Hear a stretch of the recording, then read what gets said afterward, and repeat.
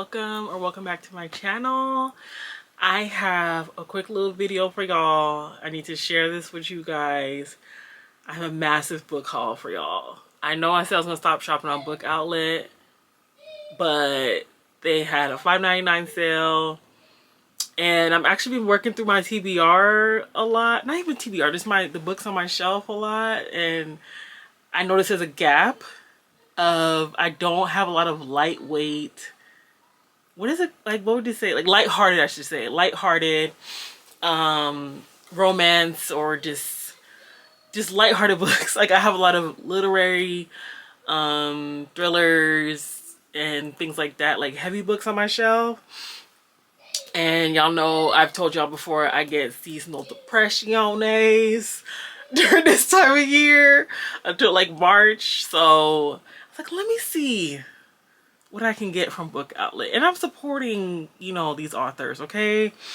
Okay, so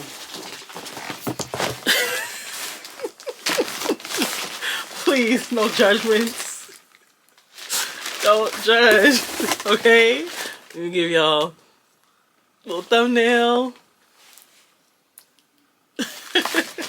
Okay, I already tore the box open because, like, what did I even order? It's a lot. It's a lot. Okay, so let's go through them. And I don't know if I'm gonna read you guys the synopsis is synopsi. I don't know what the plural is. I don't know if I'm gonna go through all of them, but I'll talk about them. I'll read little blurbs. That's what I'll do. I'll read y'all little blurbs. And why do I feel like it's a little bit dark? I just feel like I'm kind of, it's like you guys can't really see me. I wish I could ask you right now, can you see me? Okay. All right, so let's start. All right, I have room to stack. Okay, so let's start with something that I have been looking for like years. It's Everything's Fine by Cecilia Rebes. And this is, I think this is a romance. Okay, it says, on Joyce's first day at Goldman Sachs, she's less than thrilled to learn she'll be on the same team as Josh, her white conservative sparring partner from college. Josh loves playing the devil's advocate and is just the worst. Okay, so that's all I'm gonna give y'all. Let's see what's going on with this Everything's Fine, because already I'm like, wait, hold on. But okay, so that's that. So I think it's like a contemporary fiction romance. That's what it sounds like to me. And another one I've been saying I'm gonna read for years is Trying to Sleep in the Bed You Made by, what is it, Donna Grant and Virginia DeBerry. And this is, you know, I think it's like those quintessential auntie, black auntie types of books, but I like those. So I don't know, I like those. It says Trying to Sleep in the Bed You Made will draw you into the lives of these honest and believable characters from the first page, and it won't let you go until the last. So I think it's about like childhood best friends, and they're the total opposites. So we get their journey, and yeah, Try to Sleep in the Bed You Made. So let's keep going. We have What We Lose by Zinzi Clemens. I think this is a Caribbean read. Okay, so it says, raised in Pennsylvania, Thandi views the world of her mother's child. Oh no, South African read. Oh, I should have known that from Zinzi. Zinzi is it's a African name. Okay. So Thandi views the world of her mother's childhood in Johannesburg as both impossibly distant and ever present. She is an outsider wherever she goes, caught between being black and white, American and not. She tries to connect these dislocated pieces of her life, but as her mother succumbs to cancer, Thandi searches for an anchor, someone, or something to love. Oh, looks like a really easy read and a lot of dialogue and stuff. It sounds sad, but I love a mother-daughter. I love a mother-daughter fiction. I really do. Okay, so next, The GOAT, Jasmine Ward, Salvage the Bones. I'm actually gonna listen to it, like immersive read. Do I have it on this shelf? no, I moved it to my room because it's like literally up next for me to read. What is it called? If I remember, I'll put it on the on the camera on the screen. But I'm literally about to immersive read one of her other books, and yeah, like she's somebody I need to get to because shamefully I have not read any Jasmine Ward, even though I think I have. No, I have the one book from her, and then I just got this one, so decided to read this. Even though I know I've heard it's heavy, but I'm still like, she's one of those people, Jasmine Ward, like where you hear like you need to read her work. So okay, so let me tell you what it's about. So it says they heard it on the radio. A hurricane is coming, threatening the town of Bois Sauvage, Mississippi. Esh's hard drinking father can feel it in his bones. Esh and her brothers are trying to help prepare, but there are other worries too. Skeeta is watching his prized pit bull, helpless as her new litter dies one by one. Oh, the puppies. Randall, when not preoccupied with basketball, is busy looking after the youngest, Junior. And Esh, 15 and motherless among men, has just realized that she's pregnant. Oh, they're dealing with a lot. Okay, so together they'll face the building storm and the day that will dawn forever. Lord. Oh, that's just a lot. The poor children. Okay, so that's Salvage the Bones. Next, I got me a penguin classic, y'all, from somebody from the Harlem Renaissance. So this is an Afrofuturistic sci-fi. I already know what it's about because I'm so excited for this one. Look at the cover. Eats. Okay, so this is Black Empire by George S. Schuler, and he is an author from during the Harlem Renaissance. They said this one was first published in 1936. Obviously, this is not the cover, the original cover, but it's like, you know, reissued. This was reissued in 2013. Wait, hold on. It doesn't say what it's reissued, but the artwork is called "Hold It in Your Mouth a Little Longer." Was created in 2013, but I don't know when this was reissued. It must have been really, really recent. Oh, it is by Toyin Oji Odutola. That's who created the cover art, and it eats. This is so Afrofuturistic. I love it, love it, love it. Or Afro modern. Okay, so this one is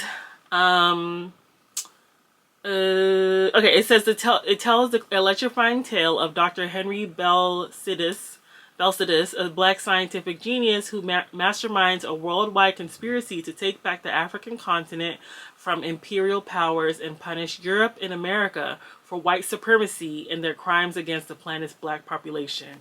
That's all I'm gonna give y'all. So the Harlem Renaissance, I've told you guys that the Harlem Renaissance is one of those time periods that I nerd out about, and I love to consume any media I can, whether it's books, movies, TV shows, magazines, whatever I can find about that time period. And then, oh, side note, sorry, y'all know how I yap. So there's this thing going around on like TikTok, and it makes its way to Thread sometimes, like around book talk, history talk, about people are talking about like do you realize that the Great Depression and the Harlem Renaissance was going on at the exact same time? So during that 1930s, 20s, 30s, 40s period, the Harlem Renaissance, the Chicago Renaissance, because you guys know Chicago had a Renaissance too, like with I think theater and things like that.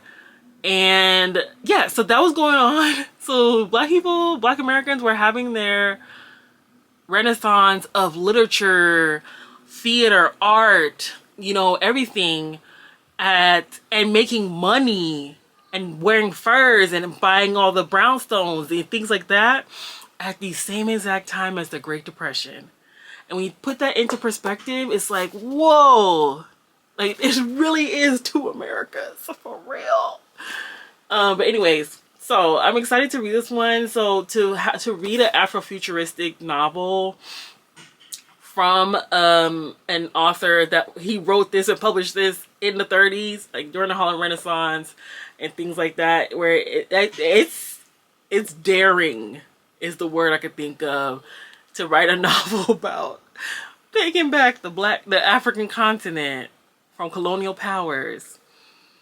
So I'm gonna get into it. I feel like I'm probably gonna get into it during my holiday reads, like because I take off that week between Christmas Eve and New Year's Day. It's been like 3 years now, and for sure I'm doing it again. I already put my time in. PTO, prepare the others. And we don't go anywhere. We all just, me, my husband, and my son, we just chill out. Maybe we'll go visit, like drive down and visit family like that live 30 minutes away. And just going to the city, we do random stuff, and I get a lot of reading done, and my husband gets a lot of movie time done during that time. Like, we just chill and relax into the New Year's. Anyways, long story short, I feel like it's gonna be one of them reads. Because, yes. Okay, next. Another Colson Whitehead, not from this video, but you guys know I read the Nickel Boys recently, so I was like, let me get more into his catalog. So I bought Crook Manifesto. I want to say Crooked all the time. Crook Manifesto is a novel from Colson Whitehead, and this one is set in the 70s. Okay, so oh, another Harlem. Okay, it says two-time Pulitzer Prize winning author Colson Whitehead continues his Harlem saga in a powerful and hugely entertaining novel that summons 1970s New York in all its seedy glory. Wait, is this a continuation of something? Hold on. Oh, the Harlem Shuffle? Please let me know if I'm supposed to be reading something right before this one. Should I? Uh-oh. Because it says continuation of his Harlem saga. Can y'all in the comments let me know am I supposed to be reading something before this one? Is it the Harlem Shuffle one? It says he has, okay, Apex Highs in the Hurt, The Colossus of New York. Is it that one? Harlem Shuffle. Or is it that one? Please tell me. Should I be reading something before this one? The Intuitionist, John Henry Days, The Nickel Boys, already read that one. And the Noble Hustle, Sag Harbor, The Underground Railroad. Did I read that one too? I feel like I did. I don't know. And Zone 1. But I'm excited to read this one, but please let me know if I'm supposed to be reading something before. I know I can Google, but y'all are my book friends, so talk to me. Let me know what do I need to read before this one. But yeah, so that's Crook Manifesto. Next, she's another one I just read. Megan Giddings is the author, and it's Meet Me at the Crossroads. I just read, what is it called? Lakewood in October. So I think it's another psychological thriller type of thing going on. So from the award-winning author of Lakewood and The Women Could Fly, a dazzling new novel about two brilliant sisters and what happens to their undeniable bond when a mysterious and possibly perilous new world beckons. Oh, I think this is the one, like, one sister chooses to go into the new dimension or something like that. Yeah, and then the other sister was like, no, something is weird about that. So yeah, so definitely gonna be reading this one. I'm gonna read all these soon. I always say that. Okay, next. I have more. I'm sorry, guys. We are also good at smiling by Amber McBride. I think this is a YA, and it's a novel in verse. Ooh, she has other ones. Yeah, it's a novel in verse, and I kind of don't know what it's about. It says Whimsy is back in the hospital for treatment of clinical depression. When she meets a boy named Fairy, she recognizes that they both have magic in the marrow of their bones. After they are released, Fairy and his family move to the same neighborhood. Sorry, excuse me. As Whimsy, the two friends come to realize that their lifelines may have twined and untwined many times before. So yeah. So it is. It sounds like sounds like a YA. But you guys know I like YA. Like, it's official. I can officially say I like YA. I just have to be really selective. It's usually fantasy that I love. But this sounds like a little fantasy-ish, but yeah. So we are also good at smiling. Next is one that I have been playing tag with since it came out. Redwood Court by, who's the author? Delana R.A. Dameron. And actually my mom just read this one. Which is funny. I know I could have took her book, but oh well. It's $5.99. But yeah, so this is a historical, is it? Or is it contemporary literary? Okay, it's a breathtaking debut about one unforgettable family seen through the eyes of its youngest daughter as she comes of age in the 1990s. Okay.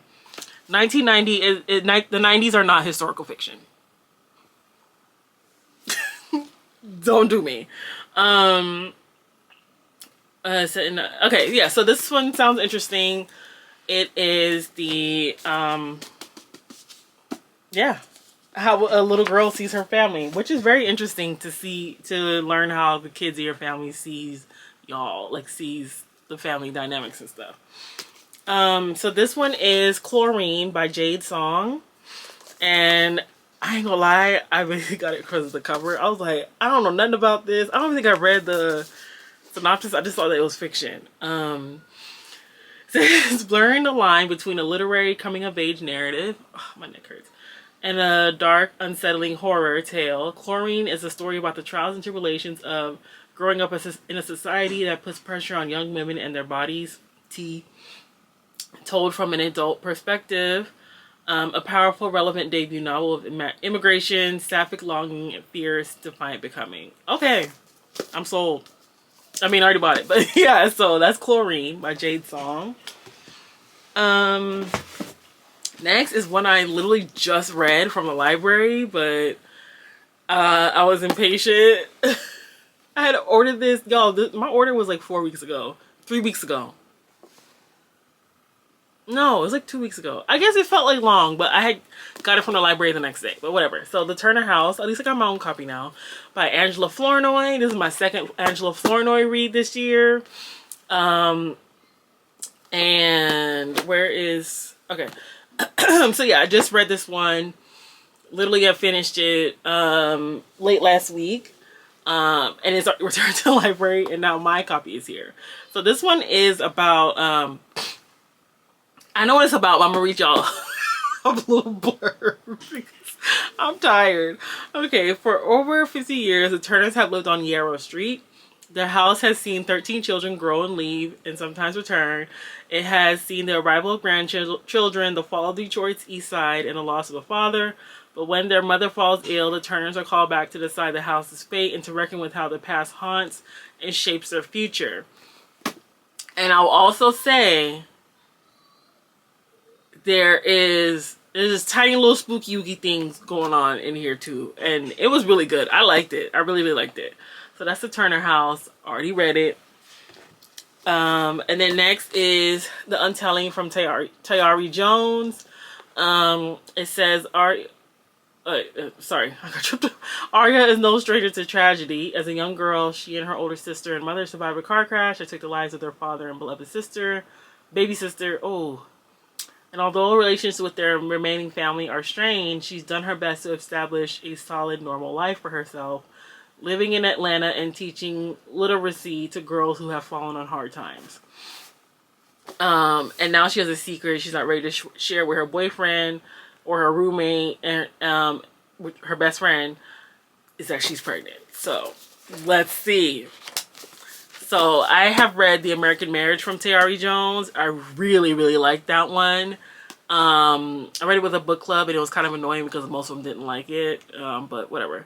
I liked it. Complex characters and things like that. And I've been telling myself I need to read more Tayari Jones, and I have not. But like, so this is the second book I have from her. I know I can get it from library too, but I am so distracted from other books. Okay, next is somebody who I've been wanting to read for such a long time. And this is the only book I found on the book outlet sale from her, is The Bradshaw Variations. This is by Rachel Cusk. Right now I have in my bedroom Parade from her. So yeah. So I have 2 books right now in the house. One is mine and one is for the libraries. So this one is about Thomas Bradshaw and Tony Swan are experiencing the classic symptoms of marriage in his middle years. Comfortable house, happy enough daughter, and an eerie sense that life might be happening elsewhere. Then Tony accepts a big promotion at work and Thomas agrees to become a stay-at-home dad. While Thomas is suddenly faced with the daily silence of an empty house, Tony finds herself alive to previously unimagined possibilities. So this is just it's a literary fiction about a family. Like, it's not like literary fiction because it's like it's about characters that are like human. So yeah, I'm really excited, and I just love the cover too. It looks like Italy to me, but I feel like it's not. But it just. Okay, so let's continue on. This is the last 4. So I think we're in the romance part. Have I been showing y'all? Oh yeah, I have. Okay, so this one is The Secret to a Southern Wedding by, who's this? Cynthia Williams. And this is a romance. It's an emotional and witty story of love, forgiveness, and second chances as the race to the wedding day begins. Y'all know I love you. Second chance romance. And this is bonus story included. I am excited about this. Ooh. Wait, it says there's a bonus novella in the bag. Hold on. Yay. I love me some bonus stories. Yeah, so I'm excited about this. Second chance. And then next is Only Because It's You by Rebecca Facesha. So cute. This is another romance. It says sometimes you need to take a leap of faith to land exactly where you're meant to be. I'll give you guys a little more on this because I don't know what it's about. So Ms. is not the marrying kind. She's more of the no strings attached kind. No labels. Only fun. So when she finds a diamond ring in her casual but very hot hookups gym bag, she immediately ends things and runs. Cal is one of Miz's best friends and is on the brink of his big break. But when he's suddenly at risk of having to return home and leave Toronto forever, Miz panics. She can't imagine her life without Cal. There's only one solution. Miz will marry Cal to become his spousal sponsor. Okay. That's funny. So I'm excited to read this. It sounds like it's like one of those funny, like, what is it? Romantic comedies. That's what it sounds like. So that is Only Because It's You. And another one I have already read, but I read it on audio last Christmas, and it was like a 6-star read for me. Like, well, I put 5 stars, but like thinking about it when I was looking at it, I almost didn't get it during this order. But I was like, I remember loving it and just loving it. And I listened to it on Audible. So I only listened to the audiobook, and I listened to it like I finished it one day and just loved it. So I was like, maybe I could reread it for my holiday reads this year. Because I've been looking, I've been downloading like holiday romances to my Kindle from Kindle Unlimited this year. And then I bought, spoiler, a holiday recommendations are coming up. Videos coming up for y'all.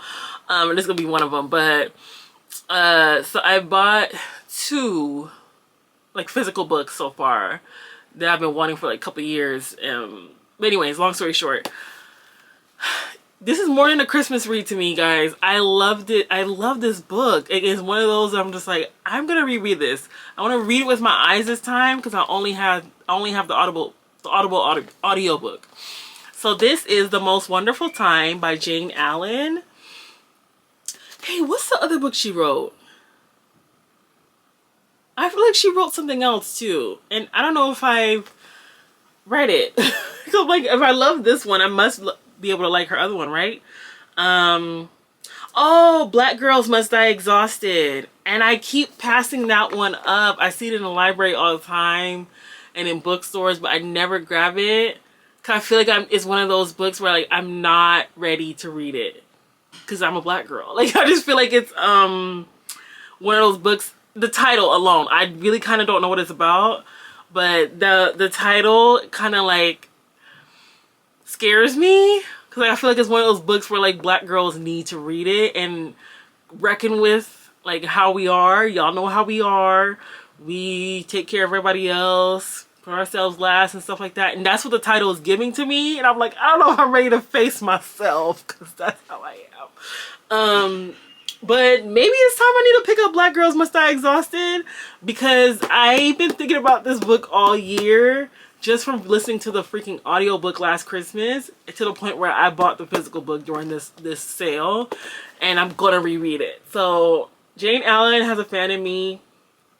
I love I love the audiobook, and I'm excited to read the physical book with my eyes within the next couple weeks. And because y'all know I don't really reread books like that unless it's poetry.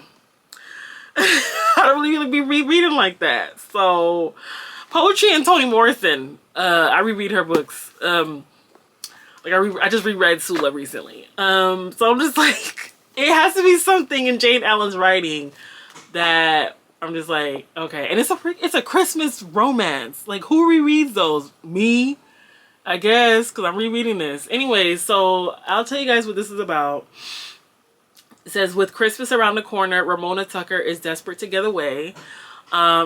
She has been lying to her family about her engagement, but breakups are fickle. Ramona is convinced that she can make her pretend wedding real again, but only if she can prevent everyone from discovering her secret at her mother's over-the-top Christmas Eve party. 2,000 miles away in sunny Malibu, Chelsea Flint needs money to hold on to the beloved beachside cottage she shared with her late parents. The taxes are expensive and her art isn't paying the bills.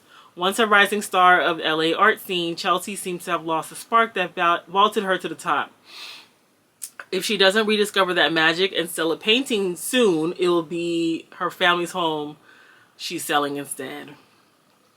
And then, so basically they swap homes. And the hijinks and the things ensue from there. And I'm ready to I'm ready to read this with my eyes soon. But yeah, not me rereading a Christmas romance. But I am. And I think also I would say, I think Jane Allen, like, similar to Tia Williams. If you like literary fiction, I feel like Jane Allen and Tia Williams are your romance girlies. Because they write, like, it's romance, but they bring life into it. Like, things people... I mean, Kennedy does too. Yeah. Kennedy Ryan does too. But yeah, I think it's just black women. We know how to bring life into things, okay? Okay, finally, the last book is If I Survive You by Jonathan Escoffery. This is a Jamaican-American author, a Jamaican-American Caribbean read, and it's literary fiction. So this one it's in the 1970s, Topper and Sonia flee to Miami as political violence consumes their native Kingston in Jamaica. But America, as the couple and their 2 children learn, is far from the promised land. Excluded from society as black immigrants, the family pushes on through Hurricane Andrew and later the 2008 recession, living in a house so cursed that the pet fish launches itself out of its own tank rather than stay.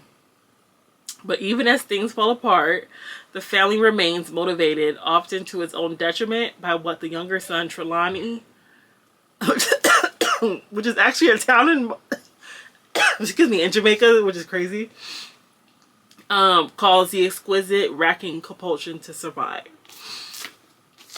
That's it. But yeah, so I am really excited to read this one. Y'all know I love my Caribbean reads. But yeah, so that is my massive book haul from Book Outlet. And I think this I'm putting myself on a book buying halt. Let's not say ban. That's very drastic and very severe of a word. Putting myself on a little halt, a little vacation from buying books. I'll only accept my gifted copies fees from the publisher list that I'm a part of. Let's stay until January, okay? Because y'all know how many books a month I've been reading lately, and pretty sure I'll be getting through most of these by January. Especially when I'm on vacation. Yeah, okay, so this is all I can fit in my hand. And I'm gonna turn it around for another thumbnail option.